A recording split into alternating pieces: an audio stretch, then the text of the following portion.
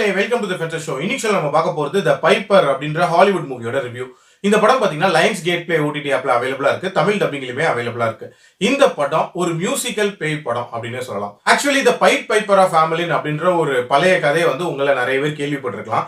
அதாவது ஒரு ஊருக்குள்ள எலினால பரவக்கூடிய ஒரு நோய். அந்த நோயினால நிறைய மக்கள் இறந்து போறாங்க. அந்த ஊர்ல இருக்கிற எலியெல்லாம் தன்னோட இசைனால விரட்டுறேன் அப்படின்னு சொல்லிட்டு ஒரு பைப்பர் ஊருக்குள்ள வரான். இன்ஃபேக்ட் அவன் அந்த இசை பாடி அந்த எலிகள் எல்லாத்தையுமே ஊர்ல இருந்து விரட்டிடுறான். ஊர்ல இருந்து எலிகள் எல்லாம் போனதுக்கு அப்புறமாட்டு அந்த மக்கள் அந்த பைப்பர் கொடுக்க வேண்டிய காசை கொடுக்காம ஏமாத்துறாங்க. அந்த மக்களை பழி வாங்கணும் அப்படின்றதுக்காக அந்த பைப்பர் ஒரு மியூசிக் வாசிக்கிறான். அதை கேட்டு அவங்க வீட்டில் இருக்கிற சின்ன பசங்களாம் இவனை ஃபாலோ பண்ணி அப்படியே பின்தொடர்ந்து போறாங்க அப்படின்ற மாதிரியான ஒரு கதை.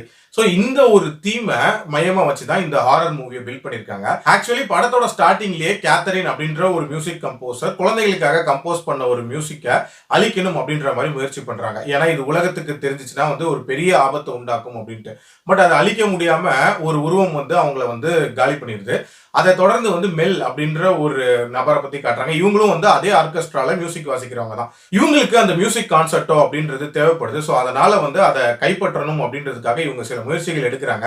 அந்த முயற்சிகள் எப்படி போகுது, அண்ட் அந்த மியூசிக்னால என்னென்ன மாதிரியான பின் விளைவுகள் வருது, கடைசியில யாருக்கு என்ன ஆகுது, அந்த பைப்பரை எப்படி அழிச்சாங்க அப்படின்ற மாதிரி நிறைய விஷயங்களை சொல்லக்கூடிய ஒரு படம் தான் இந்த படம். பாசிட்டிவ்ஸை பொறுத்த வரைக்கும் எனக்கு இந்த படத்தோட முக்கியமான பாசிட்டிவா படுறது த பைப்பர் ஆஃப் ஃபேமிலின் அப்படின்ற அந்த சின்ன கதையை மையமா வச்சு இந்த பிளாட்டை பில்ட் பண்ணது உண்மையிலேயே நீட்டா பில்ட் பண்ணிருக்காங்க. சொல்ல போனா இன்ட்ரெஸ்டிங்கா நிறைய கனெக்ஷன்ஸுமே கொடுத்துருப்பாங்க. அதாவது இந்த மியூசிக்னால என்னென்ன மாதிரியான இம்பாக்ட்ஸ் இருக்கும் அண்ட் அதை வச்சுதான் இந்த கதையை நகருது அப்படின்ற மாதிரி காட்டியிருப்பாங்க.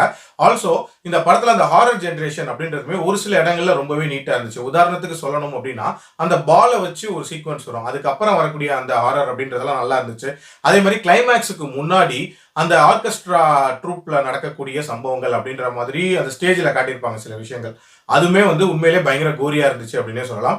அதே மாதிரி இந்த படத்துல அந்த சஸ்பென்ஸ் ஃபேக்டர் அப்படின்றதுமே முடிஞ்ச அளவுக்கு கடைசி வரைக்குமே மெயின்டைன் பண்ணியிருந்தாங்க. அதுக்கு ஒரு பாராட்டுகள் சொல்லலாம். அண்ட் இந்த படத்தோட டியூரேஷனுமே ஒரு கிறிஸ்பான டியூரேஷன் தான். ஒரு 1.5 மணி நேரத்திலேயே முடிஞ்சிடும். ஸோ ஒரு குயிக் வாட்சாவே பார்த்துக்கலாம். நெகட்டிவ்ஸை பொறுத்த வரைக்கும் பார்த்தீங்கன்னா இந்த படத்துல இன்னும் நிறைய விஷயங்களை ரொம்ப டீடைல்டா எக்ஸ்பிளைன் பண்ணிருக்கலாம் அப்படின்றத என்னோட ஒப்பீனியன்.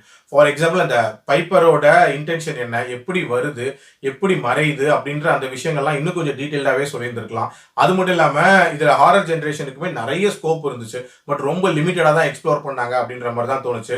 ஆல்சோ எக்ஸ்ப்ளோர் பண்ணதுலயும் ஒரு சில காட்சிகள் நல்லா இருந்தாலும் சில இடத்துல சிஜி ஒர்க்ஸ் அப்படின்றது ரொம்ப ரொம்ப எவிடென்ட்டா ரொம்ப போரா தெரிஞ்சிச்சு அப்படின்னே சொல்லலாம். ஸோ ஒரு பயங்கர ஸ்கேரியான பேய் படம் அப்படின்ற மாதிரிலாம் இது இருக்காது. பட் ஒரு சில மூமெண்ட்ஸ் நல்லா எடுத்திருந்தாங்க.